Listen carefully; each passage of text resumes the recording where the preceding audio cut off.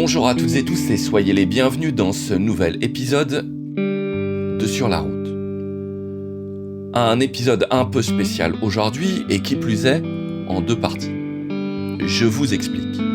Pendant les vacances d'octobre, Résonance a été conviée par la MJC de la Voulte à proposer une série d'ateliers dans le but de réaliser des podcasts en accompagnant un groupe de 8 jeunes de 11 à 13 ans, faisant partie pour certaines et certains d'un club radio au collège et pour d'autres faisant partie d'une classe média.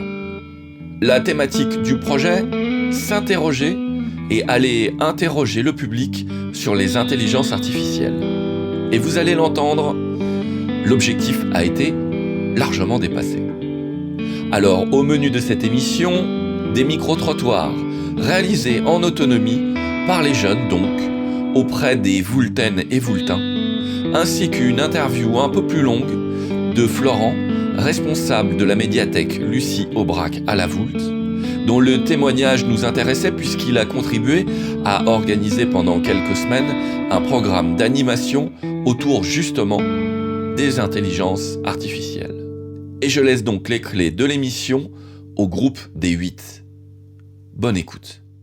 Bonjour à toutes et tous et soyez les bienvenus dans notre podcast. On vous propose d'écouter une série d'interviews et de micro-trottoirs autour de l'intelligence artificielle, l'IA. Enregistré à la Voulte-sur-Rhône en octobre 2025 par nous, un groupe de 8 jeunes et ados. Venant de la classe média et du club radio. Lou, Kira, Maëline, Eva, Lohan, Diogo, Noé. Mariana. Bonne écoute.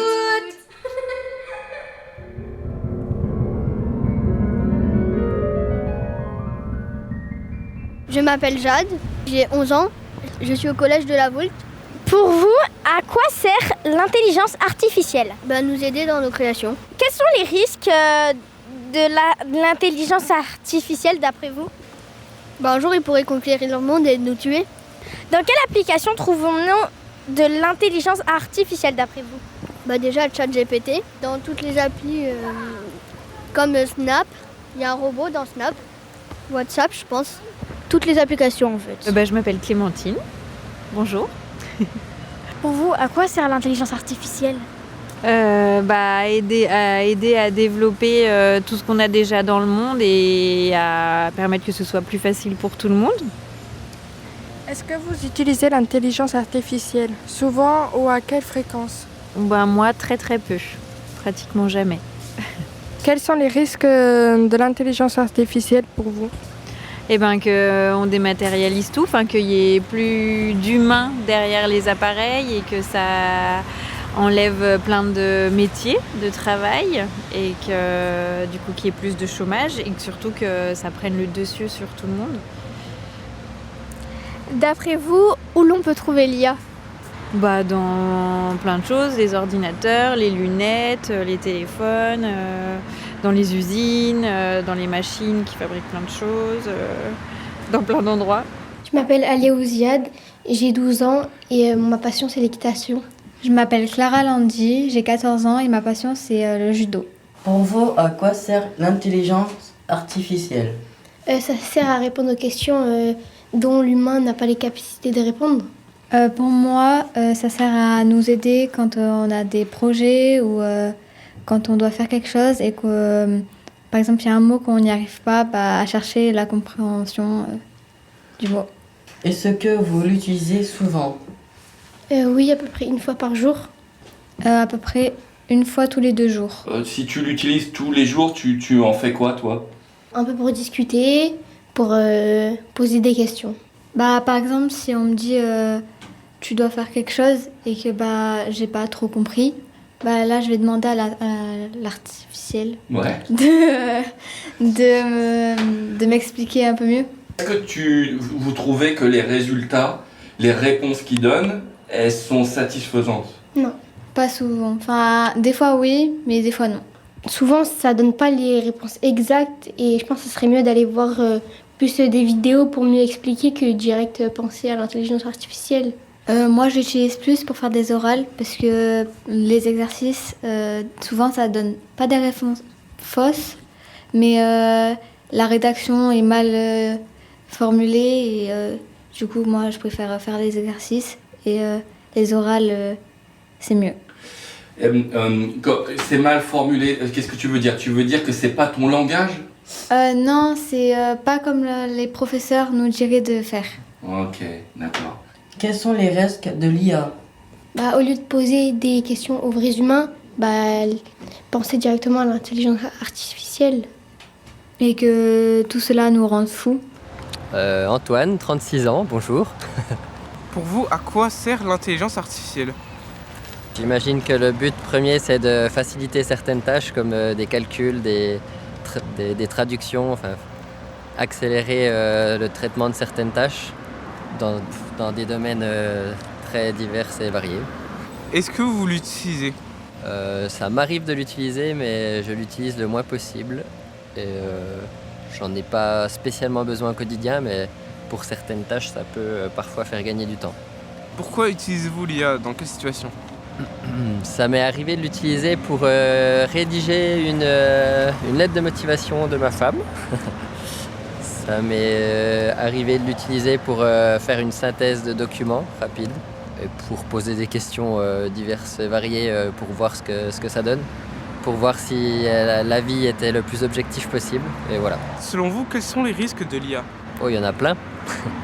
Déjà, il y a un risque qu'on oublie, c'est que ça utilise un nombre de ressources énorme. Chaque requête qu'on fait utilise beaucoup de ressources, que ce soit en énergie. Après, ça utilise aussi des ressources humaines dans les pays du tiers-monde où il y a une exploitation des personnes qui sont en détresse économique, et il y a plein de dérives. Ouais, une utilisation d'énergie qui est folle.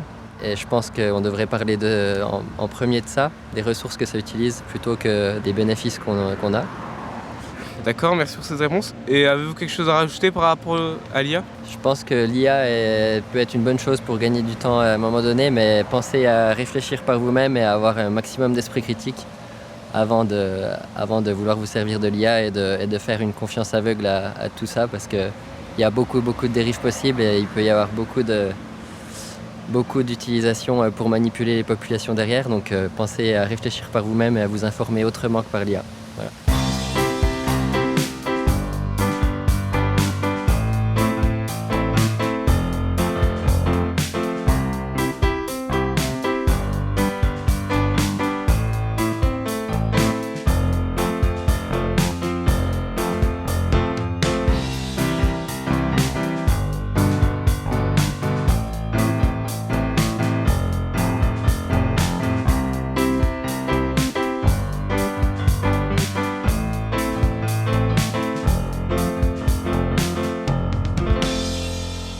Vous êtes bien à l'écoute de notre podcast. On parle d'intelligence artificielle. Retour à l'entretien. Je m'appelle Florent, je travaille à la médiathèque de la Voulte-sur-Rhône. J'ai organisé un programme d'animation autour des intelligences artificielles. C'est un programme qui a eu lieu à cheval sur septembre et octobre, qui était concomitant à la Fête de la Science 2025, mais qui était initialement une réponse à un appel à projet lancé par le département. La condition était de collaborer entre médiathèques. Donc c'est pas seulement la médiathèque de la Voulte, mais aussi celle de Saint-Laurent-du-Pape, qui ont collaboré pour proposer toute une série d'animations autour des intelligences artificielles. Notre ambition, c'était évidemment d'intéresser le public à cette thématique qui de toute façon fait partie du débat public, mais on trouvait qu'on n'en débattait pas beaucoup, justement. Que les gens avaient pas mal leurs opinions, on ne sait pas trop comment ils se la font. Et donc, nous, notre rôle, c'est aussi, en tant que médiathèque, d'informer le public, de partager les connaissances, et puis d'ouvrir le débat pour que les gens puissent s'y retrouver. C'est très vaste comme sujet. Ouais, effectivement, c'est très vaste. On a essayé de le prendre un peu par tous les angles possibles, parce qu'on pensait notamment aussi aux gens qui sont très éloignés de ce sujet. Et c'était important pour nous que tout le monde se sente accueilli et en mesure, justement, de se l'approprier. Donc, on a essayé de le prendre à la fois par l'angle de les intelligences. Qu'est-ce que c'est que les intelligences ? Est-ce qu'on en retrouve ailleurs ? Enfin, on en retrouve chez les humains, évidemment, mais on parle d'intelligence artificielle. Est-ce que c'est vraiment le cas, ou est-ce que c'est un peu un abus de langage ? Donc ça, c'est une question qui a été beaucoup abordée, en tout cas pendant les conférences, et on a compris que c'était peut-être un peu abusif de dire intelligence artificielle, et c'est peut-être un peu plus de la simulation d'intelligence, mais comme il n'y a pas de conscience derrière, voilà, ça s'arrête un peu là. Il y a aussi l'intelligence des plantes, des animaux et même des bactéries ou des microbes, parce que l'exposition qu'on a organisée, entre autres, c'était sur justement les intelligences. C'était aussi le thème de la fête de la science, questionner cette notion-là. Est-ce qu'elle est partagée? Est-ce qu'elle est très répandue ou pas? Et à partir de quand est-ce qu'on peut parler d'intelligence? Nous, notre but, c'était vraiment d'ouvrir le débat. Donc, on a organisé une exposition pour informer, des ateliers pour mettre un peu les outils dans les mains des gens, pour qu'ils puissent s'en servir, et ensuite pouvoir en parler avec un peu plus d'à propos. Et ensuite, on a organisé 3 conférences, une avec la MJC, qui était même organisée par la MJC, une ici à la médiathèque Lucie Aubrac, et une 3e à Saint-Laurent-du-Pape, donc qui travaillait avec nous à ce programme. Chacune des conférences prenait un angle un peu différent, puisque c'était des intervenants différents et que chacun amenait sa propre compréhension du sujet et sa vision des choses. Donc on a pu avoir des gens plutôt enthousiastes sur le sujet et qui nous ont montré tout ce que les intelligences artificielles nous permettent de faire et nous permettront de faire encore plus, mais aussi tous les dangers qui les accompagnent et toutes les menaces que ça a fait peser sur nos sociétés et sur nous-mêmes peut-être. Vous êtes bien à l'écoute de notre podcast. On parle de l'intelligence artificielle. Retour à l'entretien. Ça suscite quand même énormément de craintes dans la population, en partie, mais aussi une curiosité et l'envie aussi de mieux comprendre pour mieux se prémunir de ces dangers. Donc ça présente quelques avantages, comme effectivement on peut aller plus vite pour faire certaines tâches qui sont fastidieuses, qui nous demandent beaucoup d'efforts pour pas forcément beaucoup d'intérêt dans nos vies. Très bien, ça permet aussi d'explorer notre créativité avec ces outils. On n'est pas tous des graphistes, on n'est pas tous musiciens ou quoi.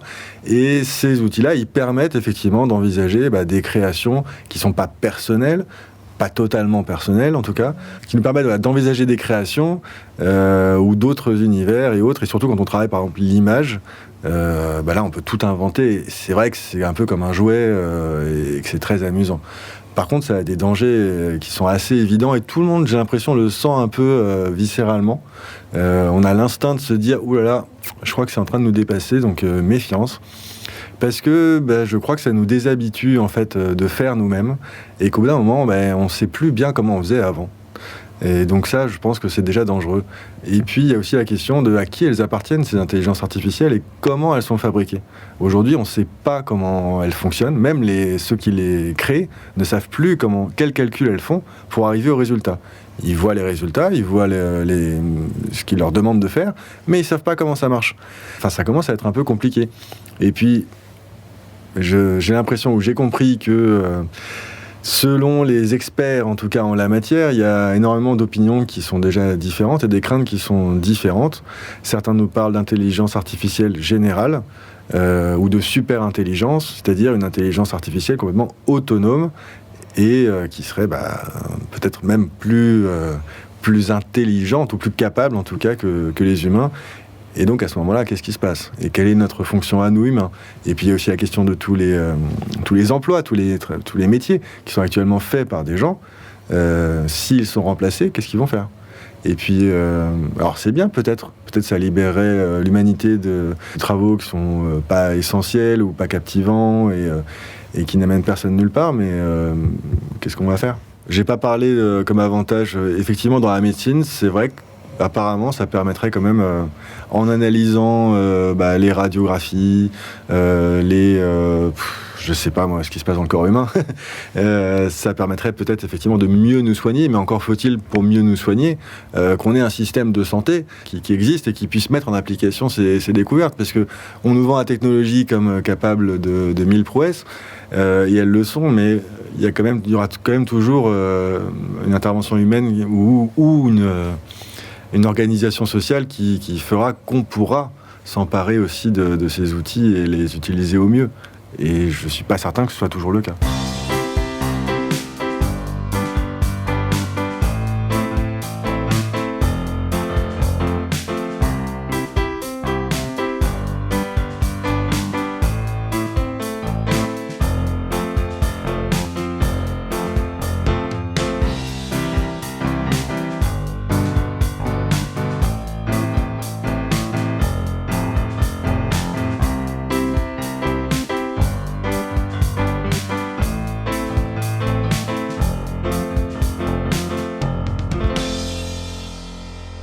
Vous êtes bien à l'écoute de notre podcast. On parle de l'intelligence artificielle.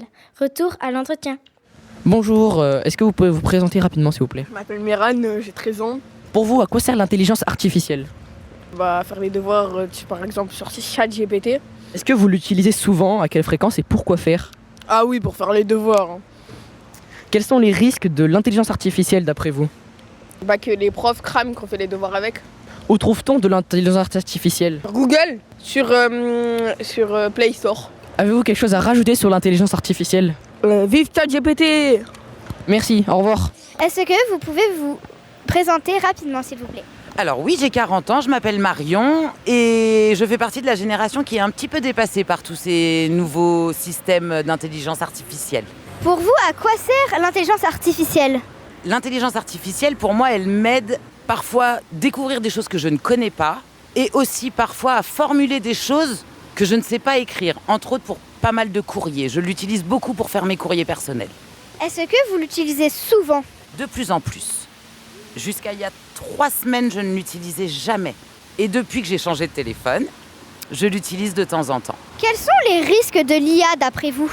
Alors, d'après moi, les risques de l'IA, c'est qu'ils nous racontent certaines choses qui sont fausses. Il faut vraiment faire attention à ce qu'ils nous disent et bien comparer entre certains points de vue, entre certains articles et ce qui nous sort de l'IA. Parce que l'IA, ils disent beaucoup de choses de vraies, mais aussi beaucoup de choses fausses. Donc il faut faire vraiment attention avec l'IA. Oui, c'est surtout que l'IA veut se dépêcher de trouver une réponse et du coup parfois ne dit pas toujours vrai. Et il prend des exemples sur d'autres choses pour nous les donner, alors parfois ça peut très bien être faux, une mauvaise réponse. Où trouve-t-on de l'IA ? Alors sur les réseaux sociaux et aussi sur nos téléphones, là quand on leur parle et qu'on leur pose des questions. Alors moi c'est pas Siri, mais c'est un peu dans le même délire. Avez-vous quelque chose à rajouter sur le sujet de l'IA ? Que je sais pas où est-ce que ça va nous mener tout ça, parce que du coup il y a plein de choses qui vont être supprimées, mais il faut faire attention à tout ça, parce que pour le coup je pense que ça va pas être supprimé de la bonne façon. Mais il faut vraiment faire attention au futur et je ne sais pas dans quel monde on va. J'ai une fille de 16 ans et effectivement l'IA je la mets en garde. Oui, je m'appelle Thierry Seignobo, j'habite Loriol et je suis retraité. À quoi sert l'intelligence artificielle ? Je pense que ça sert, le but c'est d'améliorer la vie des gens et de répondre à toutes les questions qu'on peut se poser, quoi. Est-ce que vous l'utilisez souvent ? Alors, je ne l'ai encore pas utilisé. Quels sont les risques de l'IA ? Les risques de l'IA, pour moi, je pense qu'à un moment, on peut être aussi dépassé par l'intelligence artificielle. Le risque, c'est de ne pas tout maîtriser. Où on trouve de l'IA ? Je pense qu'il y en a maintenant un peu de partout, que ce soit dans tous les domaines, la médecine, tous les domaines vont être touchés par l'IA, à mon avis. Quand on téléphone quelque part, qu'on a un répondeur, il nous pose des questions et c'est l'intelligence artificielle, en fonction de ce qu'on répond, il nous oriente sur tel ou tel service. Voilà. On reçoit des coups de téléphone, c'est l'IA aussi, c'est pas des personnes à l'autre bout du fil, c'est déjà tout programmé. Okay. Alors ça devient un peu risqué aussi parce que je vois qu'à l'école, de plus en plus de jeunes utilisent l'IA pour faire leurs devoirs et ils n'apprennent plus rien. Et ça, c'est un peu le risque de devenir dépendant de cette chose-là. Voilà. C'est quoi le prompt ? Le prompt ? Oui. Je ne sais pas du tout, je ne peux pas répondre. On veut bien que tu nous expliques. La phrase en fait que vous donnez à une intelligence artificielle générative par exemple, et selon la commande que vous allez passer, la phrase en fait, vous allez avoir une réponse de l'intelligence artificielle. En fait le prompt c'est ça. Avez-vous quelque chose à rajouter sur le sujet de l'IA ?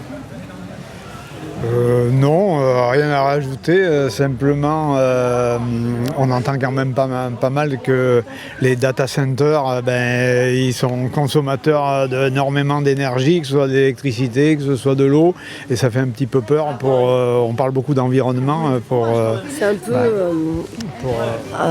C'est un peu à l'opposé de ce qu'on nous dit. Il faut économiser d'un côté, et puis ce processus va générer beaucoup de dépenses énergétiques. Donc, on est un petit peu au milieu que choisir. Alors, en gros, Voilà. est-ce que ça va être bénéfique pour l'homme ou pas? Oui, je disais que je trouve que l'IA c'est bien au niveau professionnel, mais par contre pour des particuliers, pour poser des questions un peu insignifiantes du style qu'est-ce qu'on mange ce soir, comment on s'habille aujourd'hui, c'était pas vraiment utile d'utiliser l'IA pour ça. Voilà. Qu'il faudrait réserver vraiment ça à des domaines qui sont nécessaires, soit pour la santé, soit pour des technologies, des choses comme ça, mais pas pour des choses vraiment basiques qui ne servent à rien et qui vont générer des dépenses énergétiques. Voilà. Je m'appelle Christian, j'ai 70 ans et je suis à la retraite et papa de 2 filles. Merci. Pour vous, à quoi sert l'intelligence artificielle? Alors l'IA peut être une bonne chose si elle est utilisée à bon escient. Pour moi, l'IA n'est qu'une source d'informations qu'on lui a donnée. Toute information qu'on lui donne, il le prend en compte, mais ne sait pas prendre et ne sait pas réfléchir. Et c'est là que ça devient dommageable sur les choses.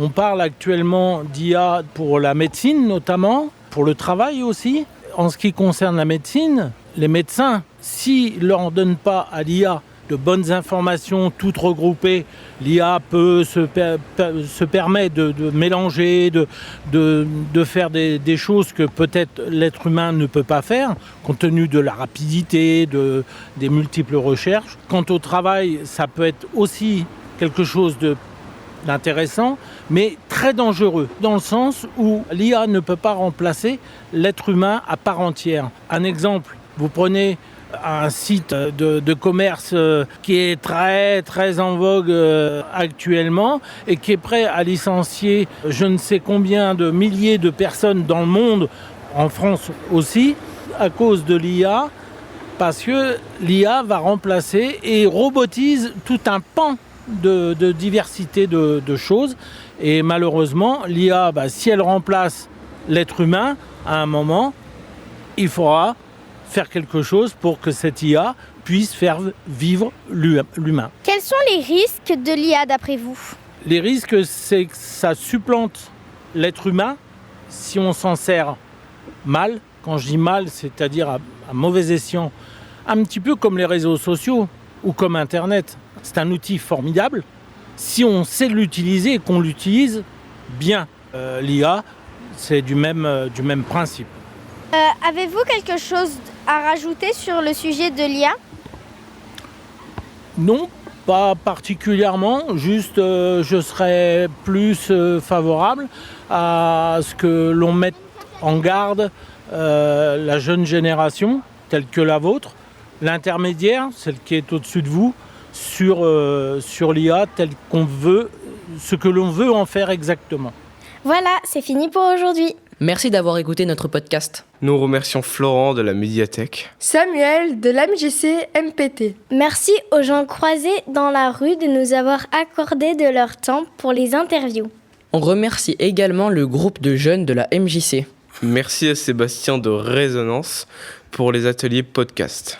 Musique composée et interprétée par Diogo. À bientôt pour une nouvelle émission. Voilà, c'est la fin de cette première partie. La suite dans le prochain Sur la route. Merci à Lou, Kira, Maëline, Eva, Lohan, Diogo, Noé, Mariana, ainsi qu'à la MJC de la Voulte.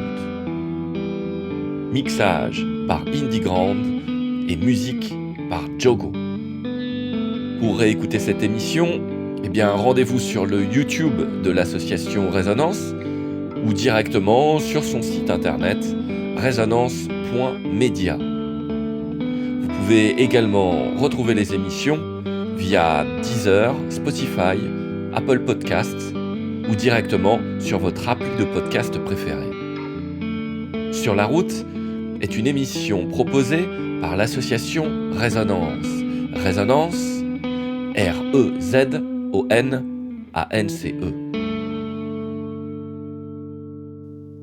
À bientôt pour une nouvelle émission.